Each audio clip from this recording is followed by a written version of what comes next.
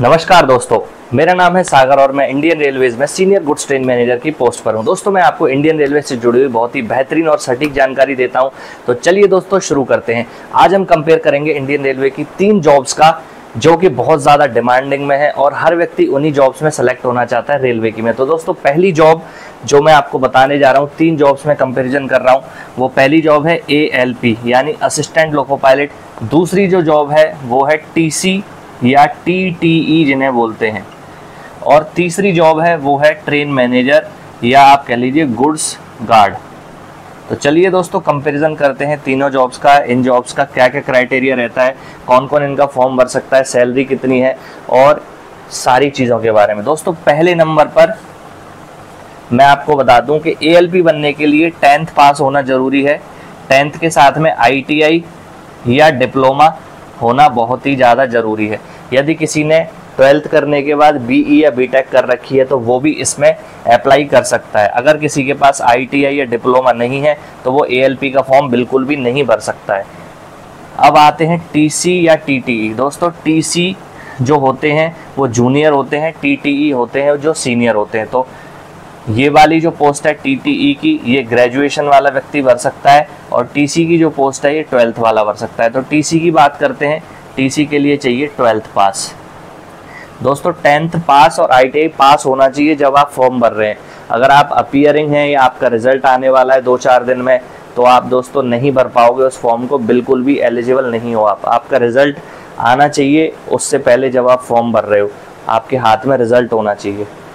अब बात आते हैं गुड्स गार्ड या ट्रेन मैनेजर की। तो दोस्तों, ये एक ग्रेजुएट पोस्ट है। कोई भी ग्रेजुएशन जैसे BA, BSc, BCom, BBA, BCA ऐसी पोस्ट है। दोस्तों, अब आ जाते हैं दूसरे नंबर पर। ये फील्ड की जॉब है दोस्तों ALP। TC और TTE ये ऑफिशियल भी है और फील्ड भी है, दोनों भी है। ऑफिस जॉब भी है और फील्ड। ऑफिस जॉब कैसे है, क्योंकि अब इनको टिकट काटना वगैरह या पार्सल ऑफिस में बुकिंग करना ऐसी जगह भी लगाया जाता है, पहले नहीं लगाया जाता था। और साथ में फील्ड की यानी कि स्टेशन पर ये टिकट चेक करने के लिए भी जाते हैं। TC स्टेशन पर टिकट चेक करते हैं सामान्यतः, और ट्रेन्स में छापा मार के लिए भी जाते हैं।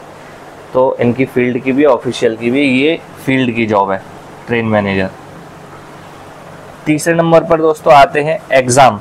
ALP में CBT 1 एक एग्ज़ाम होगा, फिर होगा CBT 2, फिर होगा साइको टेस्ट। CBT 2 होगा, उसके बाद होगा साइको टेस्ट, उसके बाद होगा मेडिकल। इस वाले में TC के लिए CBT 1, CBT 2, same train manager में CBT 1, CBT 2, और साथ में इसमें मेडिकल।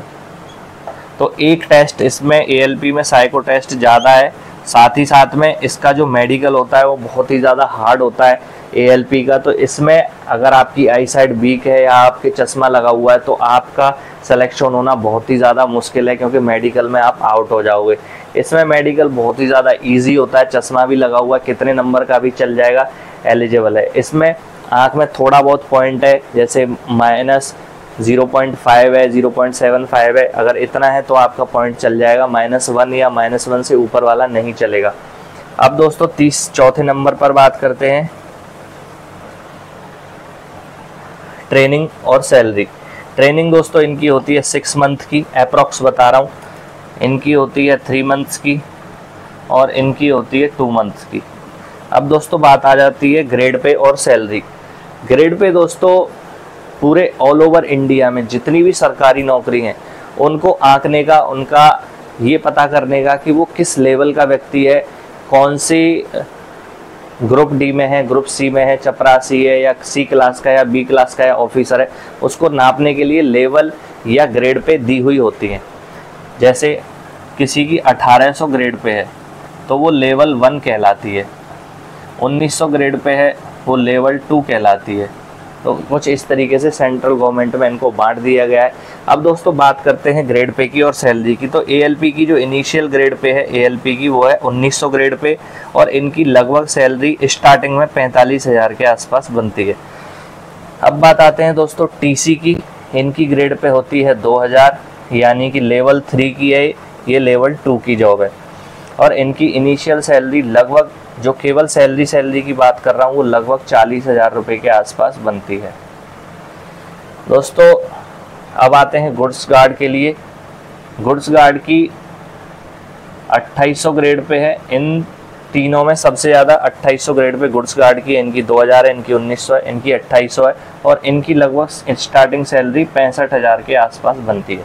तो दोस्तों नॉर्मली आप देखते होंगे कि जितनी भी सरकारी नौकरी है जिनमें 2800 ग्रेड पे है, उसमें 65,000 सैलरी बनना एक मामूली बात नहीं है, ये बहुत ही ज़्यादा सैलरी है। ऐसा क्यों होता है? तो दोस्तों इसमें क्या है, लगभग 45,000 रुपये तो 2800 ग्रेड पे के हिसाब से सैलरी हो जाती है, लेकिन जो 20,000 रुपये एक्स्ट्रा मिलते हैं वो एक्स्ट्रा रनिंग के लिए मिलते हैं। जैसे एक जगह से दूसरी जगह पर जाना और वहाँ से दोबारा से गाड़ी लेके आना, तो ये वर्किंग होती है, इसे रनिंग कहते हैं। जो रनिंग अलाउंस मिलता है, तो इसीलिए लगभग 20,000 रुपये बढ़ जाते हैं।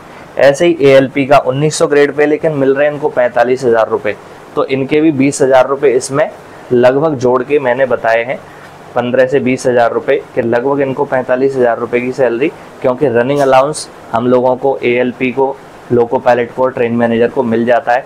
तो इनकी सैलरी 45,000, इनकी 40,000 और इनकी 65,000।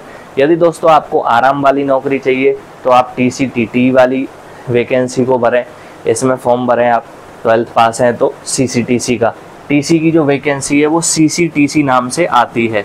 अब पहले तो आती थी टीसी के नाम से, अब सीसीटीसी और सीनियर सीसीटीसी के नाम से आती है।